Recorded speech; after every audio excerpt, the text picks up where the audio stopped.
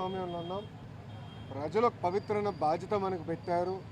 వాళ్ళు ఏ నమ్మకంతో అయితే మనకు గెలిపించారో ఆ నమ్మకం నిలబెట్టుకోవాల్సిన బాధ్యత మనందరిపైన ఉంటుంది. ఏమున్నా ఖర్చులు కుటుంబం పరంగా మేము బనాయిస్తాం. నేను గతంలోనే చెప్పాను, ఇంట్లో అమ్మ బ్రహ్మని సంపాదిస్తే బాబు గారు నేను ఖర్చు పెడుతున్నాను, మా క్రెడిట్ కార్డ్ బిల్లు కూడా వాళ్ళే కడతాం జరుగుతుంది. సో ఒక పారదర్శకంగా నిలబడాలన్న ఆలోచనతో నేను చేస్తున్నాను.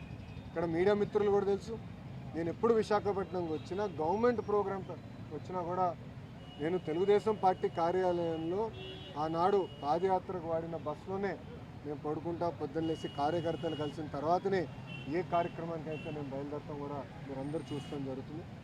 సో క్రమశిక్షణ ఒక పట్టుదలతో ప్రజలకు సేవ చేయడానికి నేను రాజకీయాల్లోకి వచ్చాను. అందుకే తప్పుడు వార్తలు రాసినప్పుడు నాకు చాలా బాధ కలిగింది. క్యారికేచర్ వేసి, అంటే పైన నా ఫోటో కింద క్యారికేచర్ వేసి నన్ను కించపరిచే విధంగా చేసినప్పుడు దీని మీద పోరాడాలని ఆనాడే నేను నిర్ణయించాను. తప్పుడు రాత్రులపైన తప్పనిసరిగా నాడు నేడు ఎప్పుడు నేను పోరాడతాను. 2 కాదు, 3 కాదు, 5 కాదు, ఇంకో సంవత్సరం ఎక్కువ పెట్టినా న్యాయం నా వైపు ఉందని నేను బలంగా నమ్ముతున్నాను. నేను గెలుస్తానని కూడా నేను నమ్ముతున్నాను. ఎందుకంటే నేను ఏనాడు తప్పు చేయని వ్యక్తి, నేను చేయబోను కూడా. సో ఇప్పుడు మీడియా మిత్రులకి ఏమైనా ప్రశ్న ఉంటే దానికి సమాధానం చెప్తానని సిద్ధం.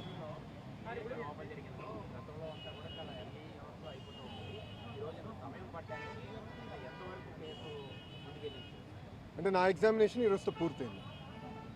సో నెక్స్ట్ టైం వైజాగ్ వచ్చినప్పుడు వేరే కంపెనీల కోసం వస్తాను.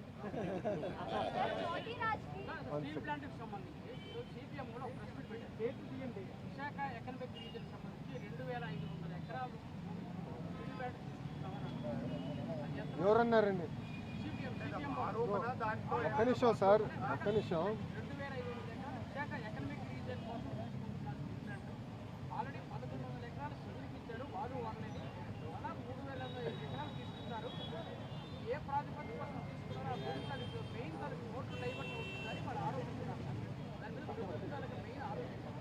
మీరే అంటున్నారు ఆరోపణ అని, ఇంకా సమాధానం చెప్పాలా? అవును బాస్, ఒక్క నిమిషం. ఎవరైనా స్టేట్మెంట్ ఇచ్చారా? మంత్రి కానివ్వండి, అంటే గౌరవ ముఖ్యమంత్రి గారు కానివ్వండి, గౌరవ ఉప ముఖ్యమంత్రి గారు కానివ్వండి, ప్రభుత్వం సంబంధించిన అంటే ఎన్డీఏ ప్రభుత్వానికి సంబంధించిన ఎవరైనా స్టేట్మెంట్ ఇచ్చారా?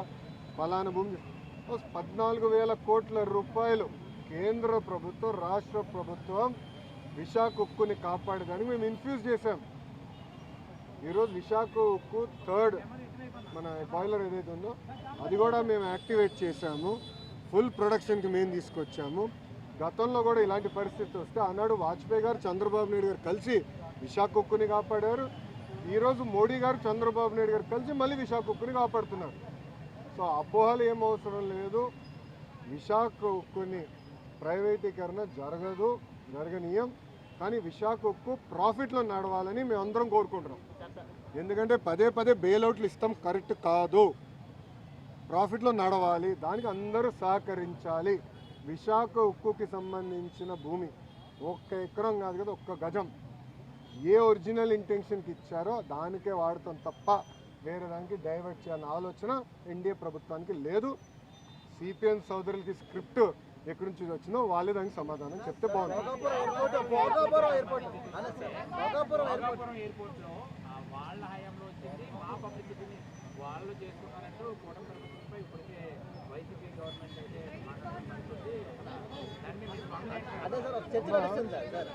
ఒక మాట చెప్పాలి, క్రెడిట్ కోసం మేము ఇక్కడ ఎవరు పోరాడట్లేదు.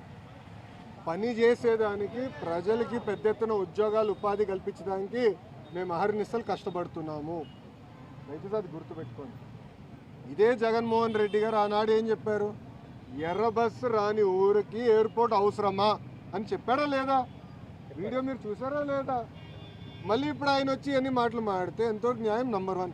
నంబర్ 2, ఆనాడు జిఎంఆర్కి సుమారుగా 2,600 ఎకరాలు కూటమి ప్రభుత్వం అందజేసింది. నన్ను అడిగితే అది ఇంకా తక్కువ.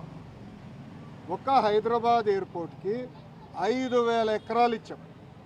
ఆనాడు ఇదే పెద్ద మనుషులు ఏమన్నారంటే హైదరాబాద్ ఎయిర్పోర్ట్కి 5,000 ఎకరాలు అవసరమా, ఎయిర్పోర్ట్కి 5,000 ఎకరాలు అవసరమా? ఈరోజు మీరు హైదరాబాద్ ఎయిర్పోర్ట్ చూడండి, అదే సమయంలో బెంగళూరు ఎయిర్పోర్ట్ చూడండి. ఈరోజు బెంగళూరు సిటీ 2వ ఎయిర్పోర్ట్ కోసం ఎత్తుకుతున్నారు. కానీ అదే హైదరాబాద్ రాబోయే 100 సంవత్సరాలు కూడా కావాల్సిన డెవలప్మెంట్కి భూమి రెడీగా ఉంది. ఇదే టెర్మినల్ ఇంకొక మిర్రర్ కాపీ అటు పక్కన చేయొచ్చు. సో అలా ముందు చూపుతో ఒక విజన్తో చంద్రబాబు నాయుడు గారు అనౌన్స్ చేశారు. జగన్మోహన్ రెడ్డి గారు అధికారంలోకి వచ్చిన తర్వాత జిఎంఆర్కి ఇచ్చిన భూమి కూడా వెనక్కి తీసుకున్నాడు. సుమారుగా 600 ఎకరాలు వెనక్కి తీసుకున్నారు. కూటమి ప్రభుత్వం తిరిగి వచ్చిన తర్వాత ఆ భూమి మళ్ళీ జిఎంఆర్కి తిరిగి ఇచ్చారు. ఎందుకు ఇచ్చారు మనం చెప్పాలి. కేవలం ఒక ఎయిర్పోర్ట్లో ఫ్లైట్లు ల్యాండ్ అవుతాము, ప్యాసింజర్స్ దిగుతాం, ప్యాసింజర్స్ ఎక్కి వెళ్ళిపోతాం కాదు.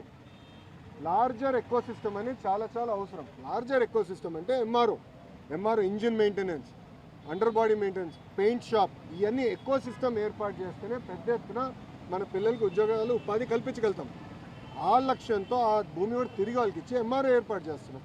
మొన్న నేను వచ్చాను, అశోక్ గజపతి రాజు గారి దయ వల్ల మానసాస్తో జిఎంఆర్ ఒప్పందం చేసి ఒక వరల్డ్ క్లాస్ ఏవియేషన్ యూనివర్సిటీ కూడా కడుతున్నాం. సో ఒక ఎకో సిస్టమ్ మొత్తం ఏర్పాటు చేస్తున్నాం. భయా క్రెడిట్ కావాలంటే వాళ్ళు తీసుకోమనండి, ఆర్ నో ఇష్యూ. దాంతోపాటు పీపీఎల్ రద్దు చేసామని క్రెడిట్ తీసుకోమనండి, అమర్ రాజని ఆంధ్ర రాష్ట్రం తరిమేసామని క్రెడిట్ తీసుకోమనండి. ఆనాడు అనేక కంపెనీల పైన లేబర్ అని, మన పొల్యూషన్ అని, అంతెందుకు మా అధ్యక్షులు వాళ్ళకి కమర్షియల్ కాంప్లెక్స్ అన్ని పర్మిషన్లు ఉన్నా కూడా పగలగొట్టారు కదా, ఆ క్రెడిట్ కూడా తీసుకోమని భయ్, నో ప్రాబ్లం. చెప్పమ్మా, లేడీస్ ఫస్ట్.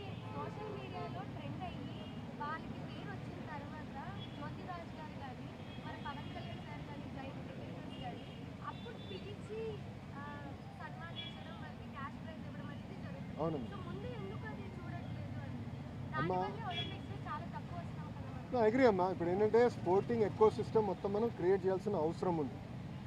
అందుకే మీరు చూస్తే నేను ఇండియన్ ఉమెన్ క్రికెట్ టీంని మీరందరూ గుర్తించిన ముందర నేను కలిసిన వాళ్ళు. అప్పుడు మితాలి గారిని కలిసాం. మితాలి గారిని ఏకంగా ఒక అడ్వైజర్గా ఆంధ్ర క్రికెట్ అసోసియేషన్ అడ్వైజర్గా నియమించాం.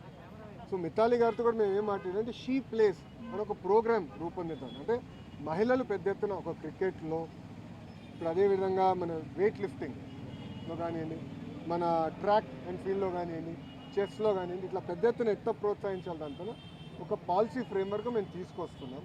But it is a continuous effort. There is no short cut, there is no simple solution to it. దీంతో పాటు నేను మన ఆస్ట్రేలియాకి వెళ్ళాను. అక్కడ గ్రిఫిట్ అని ఒక యూనివర్సిటీ ఉందమ్మా. They are known for sports, they are one of the best in the world. వాళ్ళతో కూడా మాట్లాడి ఇక్కడున్న యూనివర్సిటీస్తో టైఅప్ చేసి మొత్తం ఎకో సిస్టమ్ ఏర్పాటు చేయాలి. It has to do with nutrition, physical recovery, eco system మొత్తం ఏర్పాటు చేయాల్సిన అవసరం ఉంది. ఐ అగ్రీ, మనం చేస్తుంది సరిపోదు. 100% మనం చేస్తుంది నాట్ మోర్ దెన్ 10-12%. కానీ కూటమి ప్రభుత్వం కనీసం గుర్తిస్తుంది. శ్రీచరణిని గుర్తించింది, లైన్ క్రికెటర్స్ని గౌరవ ఉప ముఖ్యమంత్రి గారు గుర్తించారు. ఇట్లా నేను కొంతమంది గుర్తిస్తున్నా. చేసి వాళ్ళు కూర్చోబెట్టి వాళ్ళు గతంలో పడిన కష్టాలు ఏంటి, అది వేరేకి అంటే వేరే పిల్లలు ఇబ్బంది పడకుండా ఎట్లా చేయాలి, ఎకో సిస్టమ్ ఎట్లా ఏర్పాటు చేయాలి వాళ్ళు కనుక్కొని we are trying to create an eco system. అది ఓవర్ నైట్ అవుతా అవుతుంది. It requires a lot of effort. మహిళలను ఉద్దేశించి కూటమి ప్రభుత్వం స్త్రీశక్తి ఉచిత బస్సు పథకాన్ని తీసుకొచ్చింది. అయినప్పటికీ చాలా వరకు కూడా బస్సు షెల్టర్లో బస్సులు నిలపకపోవడం వల్ల